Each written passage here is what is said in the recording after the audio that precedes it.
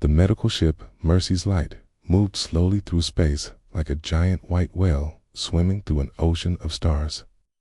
Its hull gleamed under the light of distant suns, painted with the Red Cross symbol that every species in the galaxy knew meant help and healing. Dr. Kim Tae-ho stood at the observation deck, watching the planet Zarian Prime grow larger in the viewport. The world looked sick from space. Brown clouds covered most of its surface, where once there had been blue oceans and green lands. He had seen the reports. A plague was killing thousands every day down there. Dr. Kim, we are getting another message from the planet, said Dr. Park Sojin as she walked up behind him. She was young, but already famous throughout the galaxy for her work with alien diseases. Her hands had saved more lives than most people could count. What do they say? Kim asked, not taking his eyes off the dying world below. The same thing as before. Please hurry. More are dying every hour. Sojin's voice was quiet, but Kim could hear the pain in it. She hated losing patients more than anything else in the universe. Kim nodded and turned away from the window. How long until we can land? Lee Jin-woo says. Maybe 2 hours. He is checking all the medical equipment one more time. Sojin walked beside Kim as they moved through the ship's bright white corridors. Doctor, are you sure about this mission? Earth Command warned us about the Vorthok Empire. They control 3 systems near here. Kim stopped walking. Sojin, how many years have you been a doctor? 8 years, sir. In those 8 years, how many times did someone ask you to choose between saving a life and staying safe? Sojin thought for a moment. Every day, I think. And what did you choose every time? To save the life. Kim smiled. Then you understand why we are here. The Zirathi people are dying. We can help them. That is all that matters. They reached the medical bay where Lee Jin-woo was working. Jin-woo was not a doctor, but he knew more about treating sick aliens than most medical schools could teach. He had gentle hands and a kind heart. Patients from dozens of different species trusted him completely. Everything looks good, Dr. Kim Jin-woo said as he closed the last equipment case. The new healing machines from Earth should work perfectly on Zirathi biology. We studied their body chemistry for months. Kim looked around the medical bay. It was filled with the most advanced healing technology that Earth had ever created. Machines that could fix broken bones in minutes. Devices that could cure diseases that had killed entire planets. Medicine that could make the old young again. Jin-woo, remind me again why human medicine works so well on other species, Kim said. Jin-woo grinned. Because humans are weird, doctor. We have genes from every kind of life that ever lived on Earth. Fish genes, bird genes, plant genes, everything mixed together. When we make medicine, it works on everybody because we are a little bit like everybody. The galaxy thinks we are strange, Sojin added. Most species stay the same for millions of years. We keep changing every few thousand years. They say it makes us unpredictable. Kim nodded. It was true. Humans were different from every other species in known space. They adapted quickly. They learned fast. They could eat food that was poisoned to other races and breathe air that would kill most aliens. But most importantly, they could heal others in ways that seemed like magic. Dr. Kim, we are getting a transmission from the planet's surface, said the ship's captain over the communication system. Put it through, Kim replied. A weak voice came through the speakers. It spoke in the clicking language of the Zarathi people, but the ship's computer translated it instantly. Earth healers, we are dying. The sickness takes our children first, then our old ones. We have tried everything our doctors know. Nothing works. You are our last hope. Please hurry. The 3 humans stood in silence for a moment. Kim felt his heart grow heavy. He had heard similar calls for help from dozens of worlds over the years. It never got easier. Captain, take us down to the planet's surface. Find the biggest city and land near their main hospital, Kim ordered. Yes, doctor. We'll be on the ground in 90 minutes. As the ship began its descent towards Zarian Prime, Kim gathered his team in the main meeting room. Besides Sojin and Jinwoo, there were 25 other humans aboard. Doctors, nurses, medical technicians, and researchers. All of them had volunteered for this dangerous mission. Listen, everyone, Kim began. What we're about to see down there will be difficult. The reports say that half the planet's population is already sick. Many will die before we can help them. But we will save as many as we can. That is what we do. That is why we are here. A young nurse named Kim Hyjin raised her hand. Doctor, what if the Vorthok Empire attacks while we are working? Should we leave the patients? Kim's face became serious. No, we never leave patients. If danger comes, those who can fight will protect us. Those who cannot fight will keep healing. We are doctors first, always. The room was quiet. Everyone understood. They had known the risks when they volunteered. The Vorthok Empire was growing stronger every year. They conquered weak planets and enslaved healthy populations. Sick people could not work in their factories or fight in their armies. That made human healers dangerous to their plans. But Kim and his team were not thinking about politics or war. They were thinking about the sick children waiting for them on the planet below. They were thinking about families watching their loved ones die from a disease that Earth medicine could cure in days. As Mercy's light broke through the brown clouds of Zarian Prime, Kim saw the true size of the disaster. Cities that should have been bright with lights were mostly dark. Roads that should have been full of traffic were empty. The few Zarathi people they could see moving around looked weak and tired. My God, whispered Sojin. It is worse than the reports said. The ship landed in a field next to the planet's largest hospital. Through the windows, they could see hundreds of Zarithi people waiting for them. Many were lying on stretchers. Others were so weak they could barely stand. All of them were looking at the Earth ship with hope in their large, dark eyes. Kim stood up and walked toward the exit door. Let us go save some lives, he said simply, as the door opened and the Earth healers stepped onto the dying world. None of them noticed the dark ships watching from orbit high above. Vorthok Empire had arrived, and they were not happy to see human medical teams interfering with their plans for conquest. But that was a problem for later. Right now, there were people to heal and lives to save. The humans got to work immediately, doing what they did best. They had no idea that in 3 days, everything would change forever. Dr. Park Sojin wiped the sweat from her forehead as she finished treating another young Zarithi patient. It had been 3 days since they landed on Zarian Prime, and the human medical team had worked without stopping. The plague was worse than anything they had seen before, but their Earth medicine was winning the fight. How many have we saved so far? She asked Lee Jinwoo, who was checking on patients in the next room. Over 2,000, Jinwoo replied with a tired smile. Then, children are getting better the fastest. Their bodies heal so quickly with our medicine. So Jen looked around the temporary hospital they had set up. Zarathi families filled every bed and chair.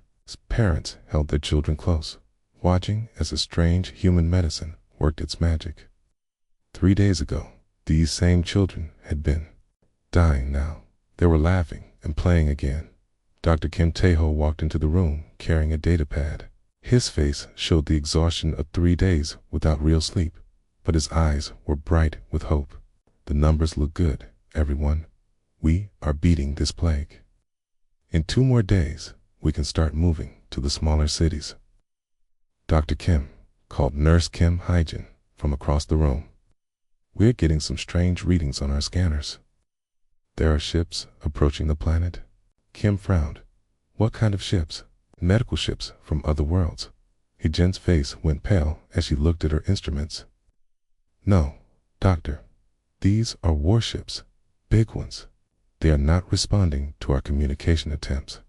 Suddenly, alarms began sounding throughout the hospital. The Zarathi people looked around in confusion and fear. Many of them were too weak to move quickly, even after 3 days of treatment. Jinwoo ran to the window and looked up at the sky. Dark shapes were moving through the brown clouds above them. As he watched, the shapes became clearer. They were massive military vessels, black as space itself, with weapon ports glowing red along their sides. Vorthok ships, Jinwoo whispered. Dr. Kim, we need to evacuate now. But Kim was already moving. Everyone, stay calm. Begin emergency procedures. Get the sickest patients to the center of the building. Move the children first. The human medical team had trained for situations like this, but they had never expected to face an actual attack. They were healers, not soldiers. Their ship, Mercy's Light, had no weapons except medical lasers used for surgery. Outside, first Vorthok landing craft began touching down around the hospital. General Vorth Malik stepped out of the lead ship, his gray skin marked with the ritual scars of a career warrior. His 4 arms each held a different weapon, and his cold yellow eyes scanned the human medical facility with disgust. Humans, he spoke into his communication device, always interfering where they do not belong. Today, we end their meddling forever. Inside the hospital, Dr. Kim was trying to contact Earth Command when the first explosion shook the building. Medical equipment fell from tables. Patients cried out in fear. The lights flickered and went out for a moment before emergency power kicked in. They are targeting us directly, Sojin said, her voice shaking. Why would they attack a hospital? Kim looked at the scared faces around him.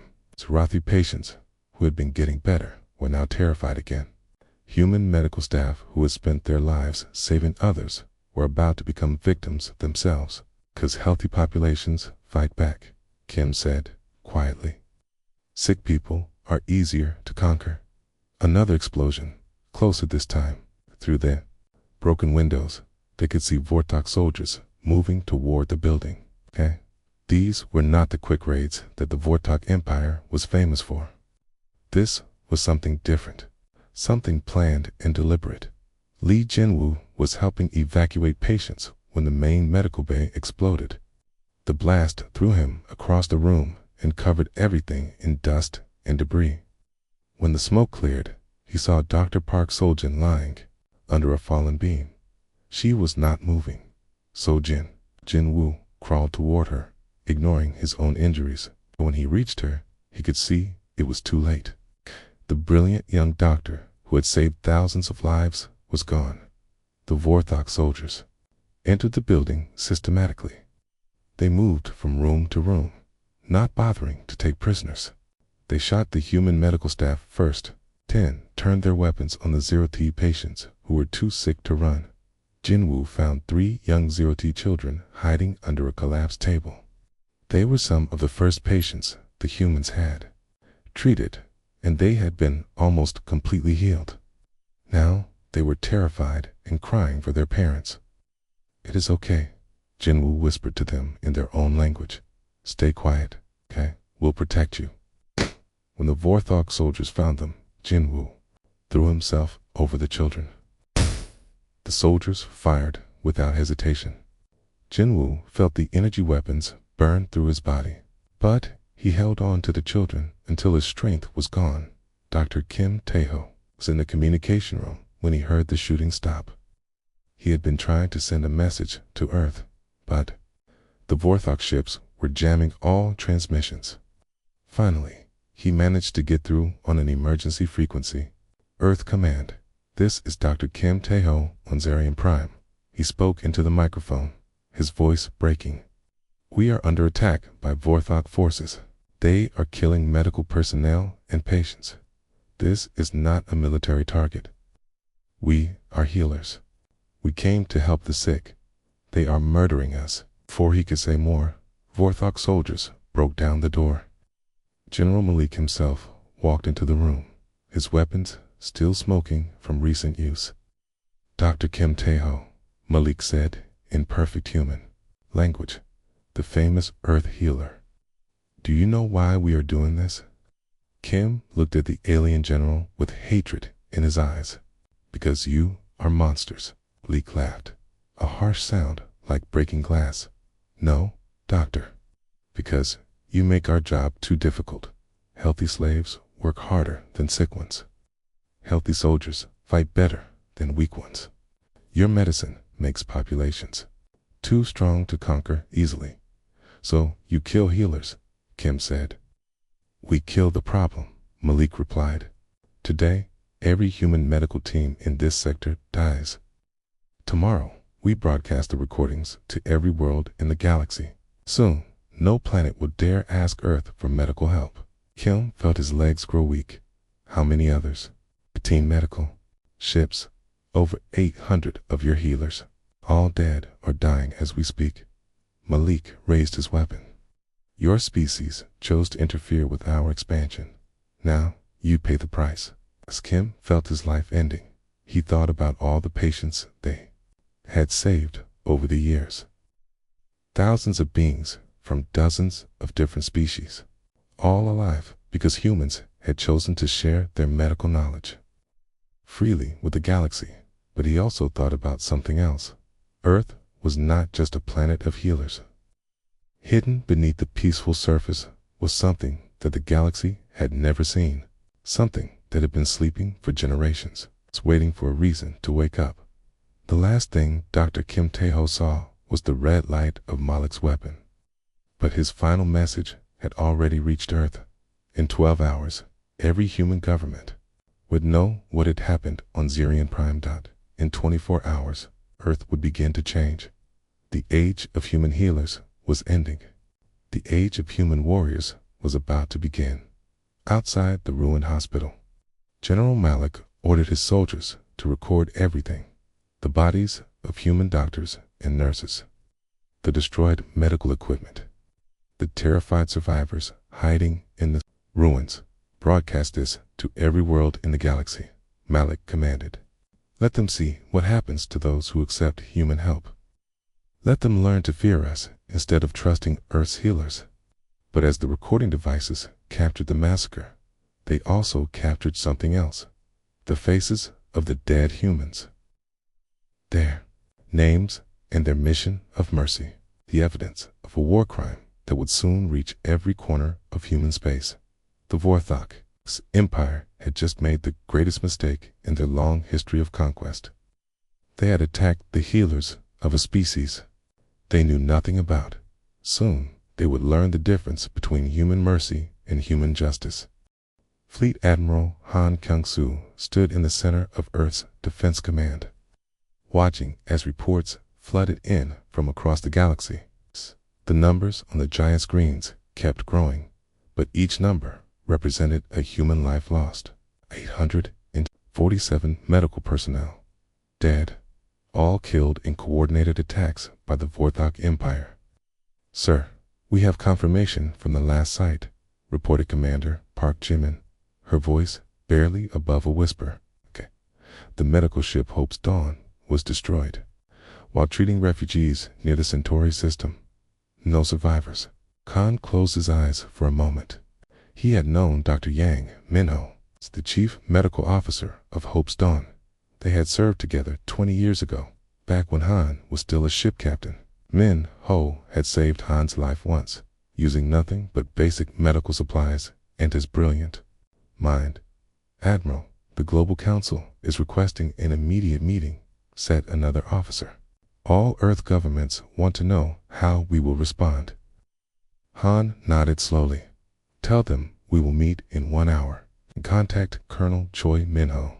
Tell him to come to my office immediately. As the officers hurried to carry out his orders, Han walked to his private office overlooking the Pacific Ocean. From his window, he could see the massive shipyards floating on the water's surface. For decades, those yards had built hospital ships, research vessels, and peaceful exploration craft. Today, they were about to start building something very different. A soft knock came at his door. Come in, Han called. Colonel Choi Minho entered the room. He was a tall, quiet man with scars on his hands and a look in his eyes that most people found unsettling. Very few humans knew that Colonel Choi existed. Even fewer knew what he really did for Earth's government. You heard about the medical teams? Han asked. I heard. I also heard that the Vorthox are broadcasting recordings of the murders across the galaxy, Choi replied. His voice was calm, but Han could see the anger burning behind his eyes. How long would you need to prepare your people? Choi was silent for a moment, thinking. The Death Angels have been ready for 15 years, Admiral. We have been waiting for something like this. Give me 72 hours to fully activate all units. Han turned away from the window. Colonel, I need you to understand something, okay? If we do this, there is no going back. The galaxy sees us as healers and peacemakers. If we show them what we really are, everything changes. Admiral, with respect, everything already changed when they murdered our doctors. Choi's voice became harder.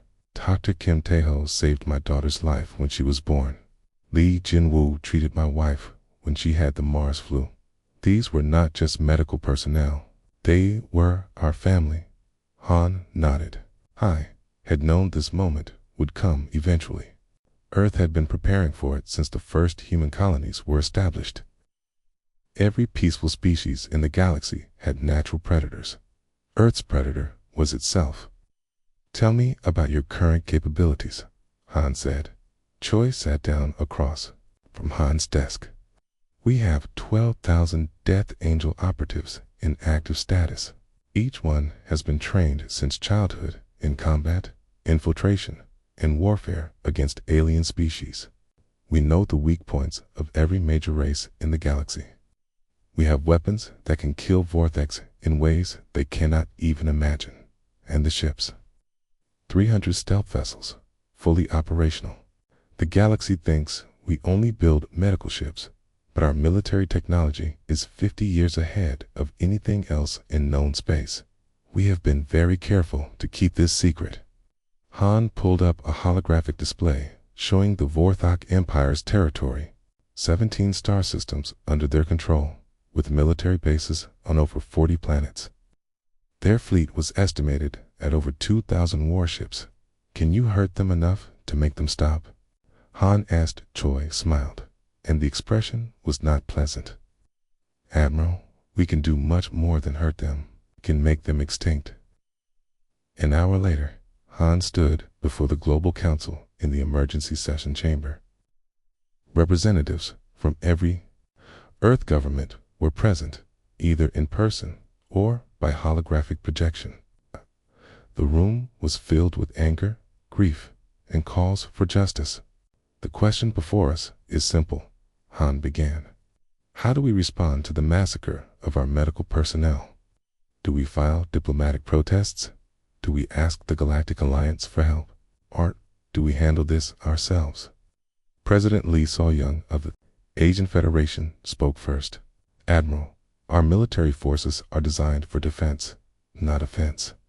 We have never fought an interstellar war. Han looked at her calmly.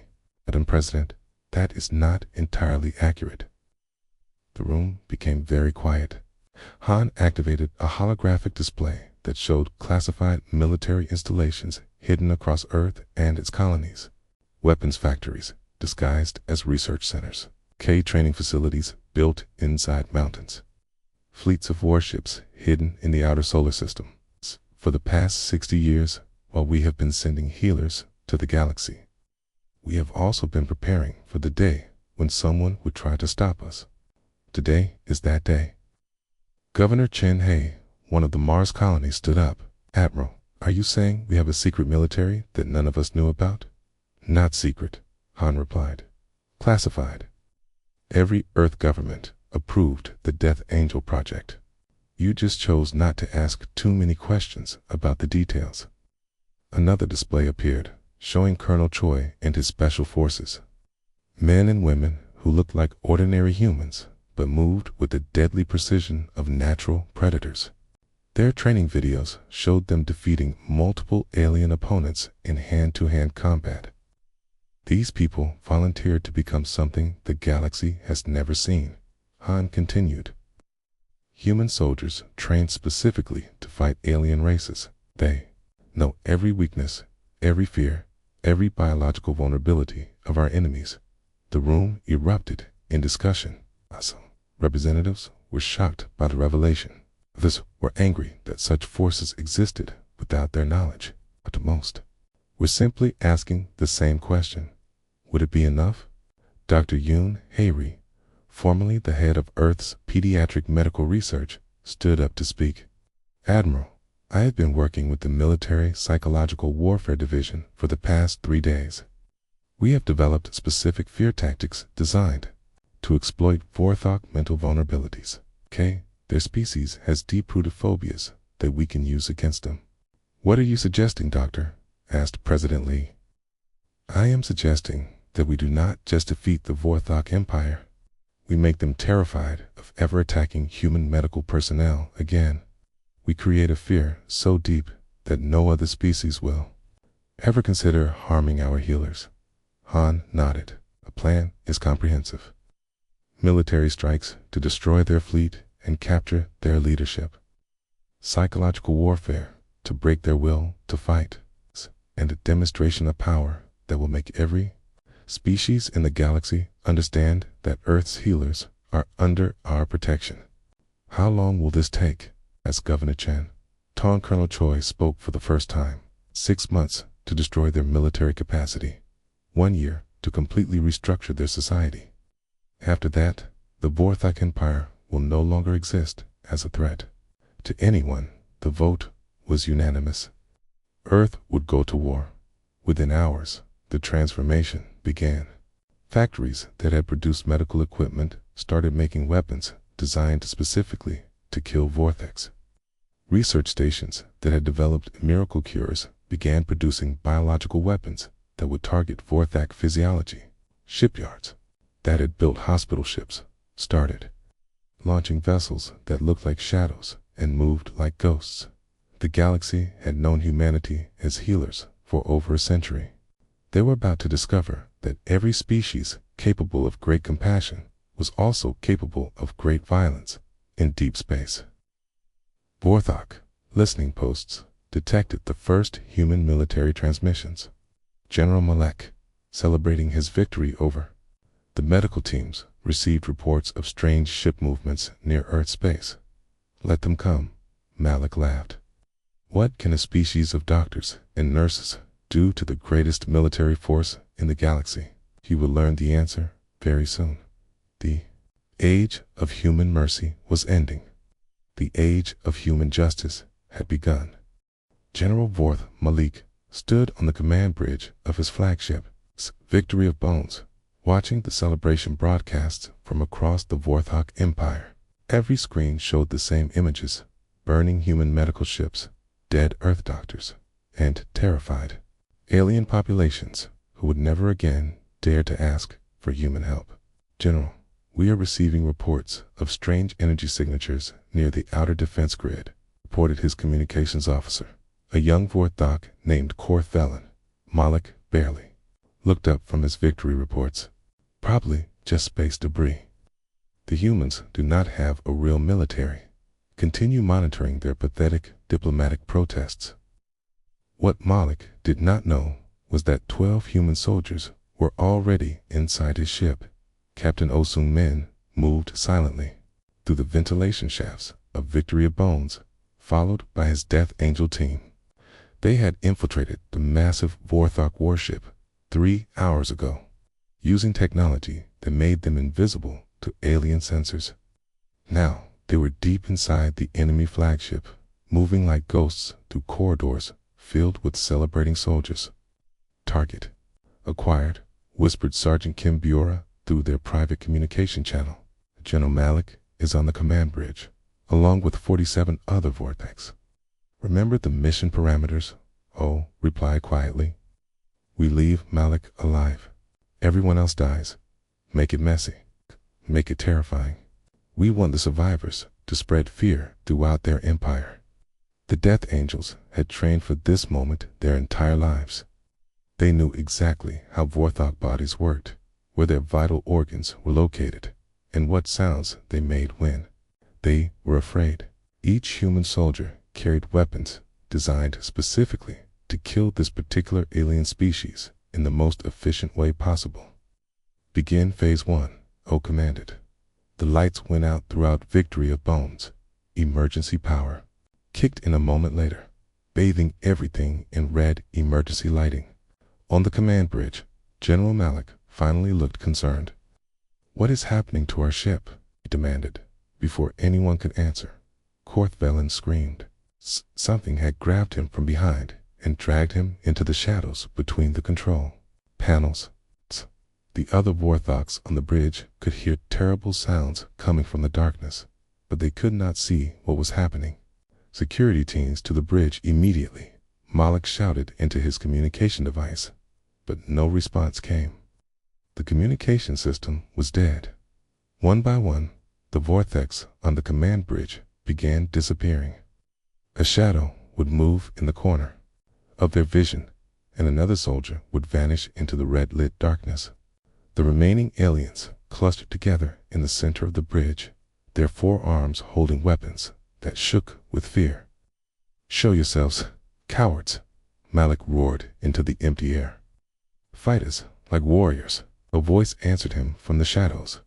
It spoke perfect Vorthok, but the accent was unmistakably human. "We are not warriors, General. We are something much worse.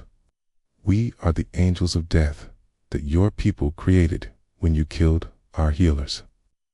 Captain O'Sungman stepped into the light, but he did not look like any human the Vortex had ever seen.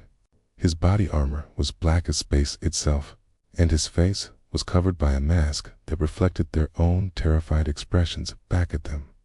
In his hands, he carried weapons that hummed with deadly energy. "You murdered Dr. Kim Tae-ho," Oh said calmly.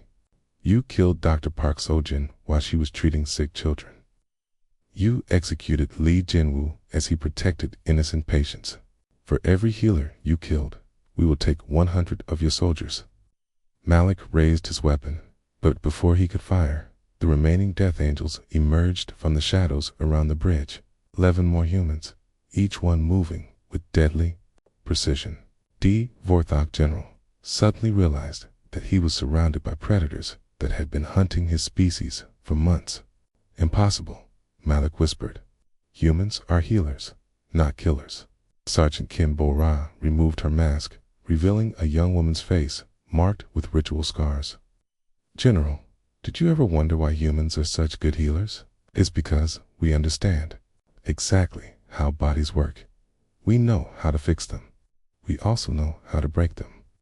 The battle, if it could be called that, lasted less than 3 minutes. The Death Angels moved through the Vorthok soldiers like a disease moving through a healthy population. They used their knowledge of alien biology to disable their enemies quickly and efficiently. When it was over, only General Malik remained, alive on his own command bridge. O stood over the defeated alien general, his weapon pointed at Malik's head. "You are going to carry a message back to your empire, General. You are going to tell them what happened here."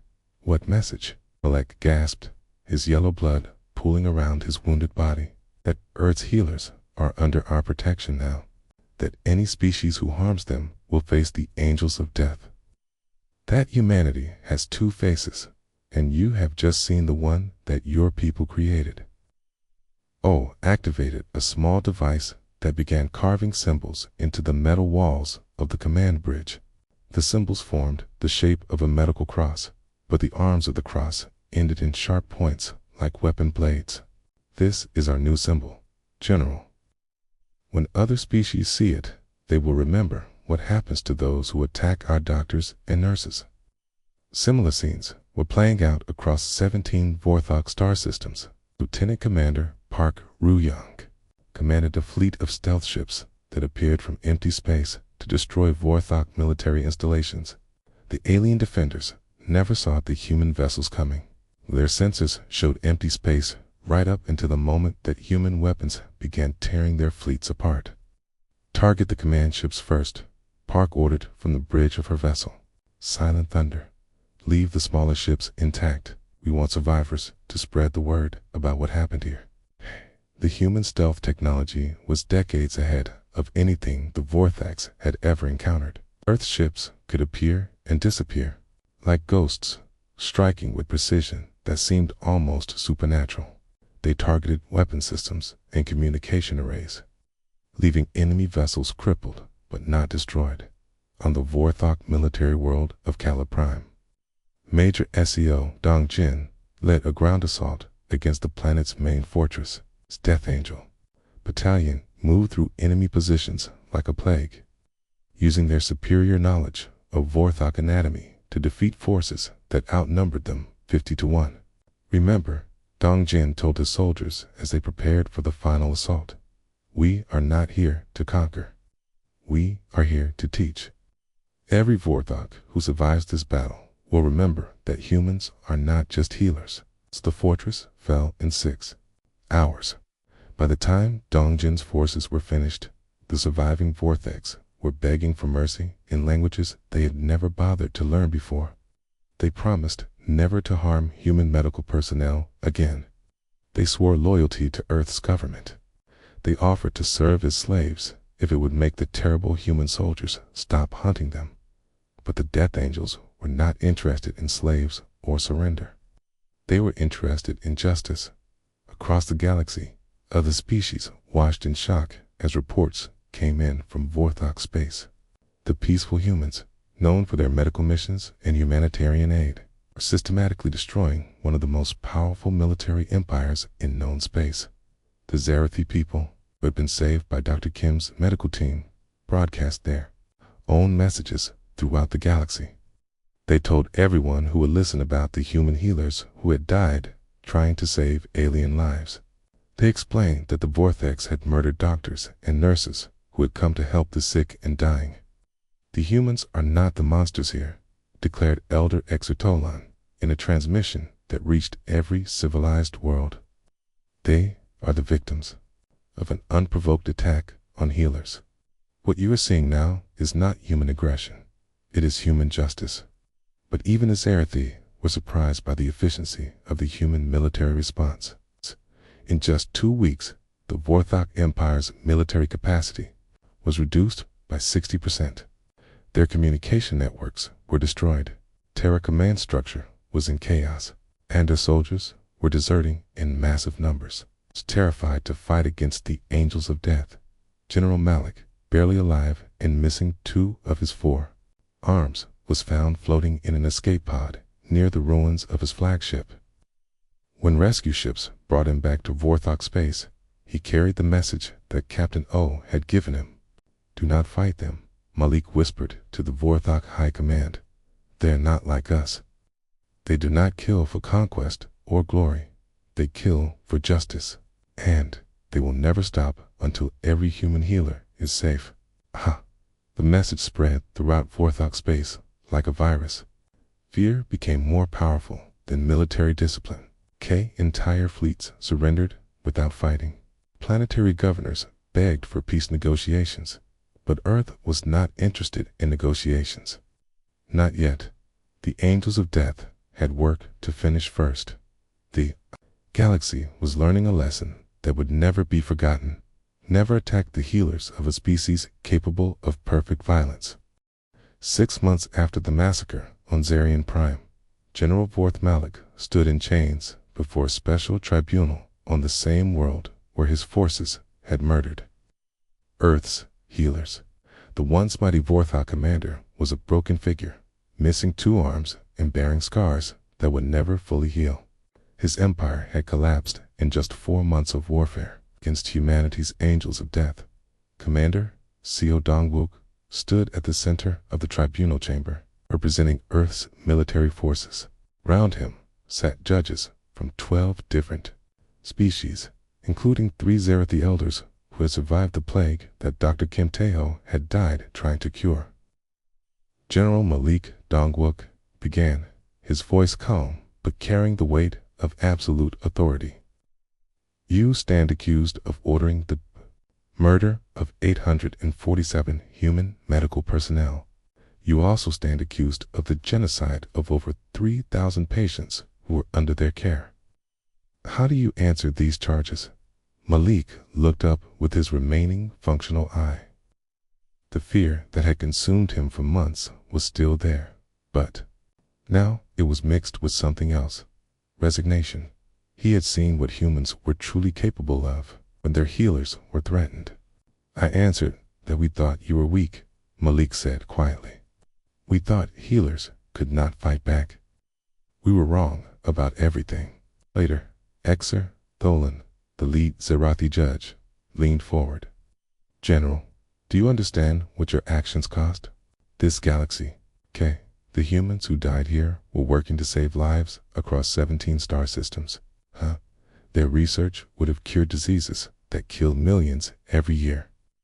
I understand now, Malik replied, but understanding comes too late for the dead. Dong-wook activated a holographic display that showed the current state of former Vorthok territory. What had once been an empire of conquest and slavery was now a collection of worlds rebuilding under human supervision. The change had been swift and total. The Earth government has reached a decision regarding your fate and the fate of your former empire, Dong-wook announced. All Vorthok military forces will be permanently disbanded. Your weapons technology will be destroyed. Your warships will be converted into medical vessels or scrapped entirely. The hologram shifted to show massive construction projects across former Vorthok worlds. Human engineers and alien workers were building hospitals, research centers, and medical schools where military bases had once stood. Your people will learn new skills, Dong-wook continued. They will become farmers, builders, teachers, and healers. Any Vorthok who wishes to serve in a medical capacity will be trained by human doctors. You'll spend the rest of your lives saving the lives you once took. Malik's remaining eye widened. You are not going to execute us. No, General. Earth does not believe in revenge. We believe in justice. Injustice means turning your people into something better than they were before. The tribunal chamber doors opened, and Dr. Yang Myung entered, followed by a team of human medical personnel. They wore the same white uniforms that Dr. Kim and his team had worn 6 months earlier. But now, each uniform also bore a small patch showing the new symbol, a medical cross with sharpened points, representing both healing and protection. Dr. Yang will establish the new medical academy on Zarian Prime, Dong-wook explained. Former Vorthok soldiers will learn to heal instead of harm. Your species will contribute to galactic health instead of galactic suffering. Yang stepped forward to address the tribunal. We return to Zarian Prime not for revenge, but to honor the memory of our fallen colleagues, Dr. Kim Tae-ho. Dr. Park Sojin and Lee Jin-woo died believing that every life was worth saving, even Vorthok lives. Outside the tribunal chamber, the transformation of Zarian Prime was already visible. Where the temporary hospital had been destroyed, a magnificent new medical complex was rising. Human architects had designed it to honor both Earth medical traditions and Zerathi cultural values. The building would serve as a monument to the healers who had died and a symbol of the new era that was beginning. Captain Oh Sung-man walked through the construction site with a group of former Orthodox soldiers who were learning to operate medical equipment instead of weapons. The same hands that had once held instruments of death were now being trained to use instruments of healing. It feels strange, admitted one of the former soldiers, a young Vorthok named Keth Fallon. 6 months ago, I was trying to kill humans. Now I am learning to save lives from human teachers. Oh nodded. Strangeness is a beginning of wisdom. Your people spent generations believing that strength came from causing pain. Now you will learn that true strength comes from preventing it. The transformation was not limited to former Vorthok territory. Across the galaxy, other species were reconsidering their relationships with Earth. The demonstration of human military power had been swift and decisive. But the demonstration of human mercy was even more impressive. Lieutenant Commander Park. Ru Young now commanded a fleet of medical ships escorted by Death Angel vessels. The message was clear. Earth's healers would continue their work throughout the galaxy, but they would never again be defenseless. The escort duty is actually quite peaceful, Park explained to a gathering of alien diplomats who had come to see the new human medical missions.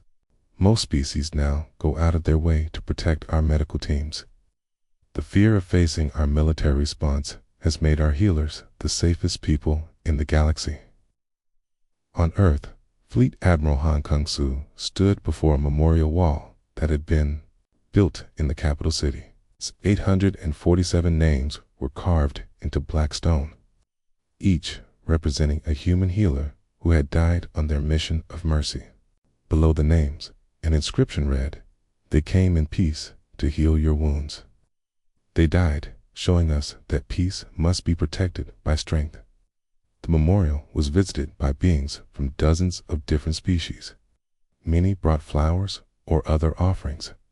Some came to thank the human healers who had saved their lives or the lives of their families. Others came to promise that such a tragedy would never happen again. Colonel Choi Minho often visited the memorial in the early morning hours when few others were around. As the commander of the Death Angels, he carried the responsibility for the transformation that had followed the massacre. His soldiers had become the galaxy's most feared warriors, but he took no pleasure in that reputation. "We never wanted to be killers," he said to Dr. Yang during one of her visits to Earth. "We trained for decades, hoping we would never be needed. When the time came, we did what was necessary. But I hope we never have to do it again." Yang placed her hand on his shoulder. "Okay, Mino, you and your soldiers gave us something precious. You gave us the freedom to heal without fear. Every life we save now is possible because of what you did." The new era of human medicine was indeed beginning to show remarkable results. With Death Angel protection, human medical teams could reach the most dangerous parts of the galaxy. They established research stations in war zones, treated diseases in lawless territories, and brought hope to worlds that had been abandoned by other species. The galaxy was learning that humanity had always possessed both faces of the same coin: the capacity for perfect healing and the capacity for perfect violence, the wisdom to know when each was needed. 3 years after the massacre, Dr. Yang stood in the completed medical complex on Zarian Prime, watching as former Vorthok soldiers graduated from their medical training.